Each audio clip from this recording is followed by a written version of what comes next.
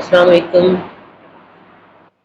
جماعت ہفتم ہمارے جغرافیہ کی بک کے باب 1 سے سوال نمبر 6 ہے۔ دریا کی بلائی منزل اور زیریں منزل کا موازنہ کریں۔ دریا کی بلائی منزل کیا ہوتی ہے؟ جہاں سے دریا شروع ہوتا ہے پہاڑوں کے اوپر سے۔ دریا کی بلائی منزل پہاڑی علاقوں میں ہوتی ہے۔ اس حصے میں دریا کی رفتار بہت تیز ہوتی ہے۔ ظاہر پانی اوپر سے نیچے کو بہنا ہے تو وہ تیزی سے بہے گا۔ تیز رفتار پانی چٹانوں کو کاٹتا ہے۔ دریا کی گہرائی زیادہ اور راستہ تنگ ہوتا ہے۔ اس حصے میں آبشاریں اور وینما وادیاں بنتی ہیں۔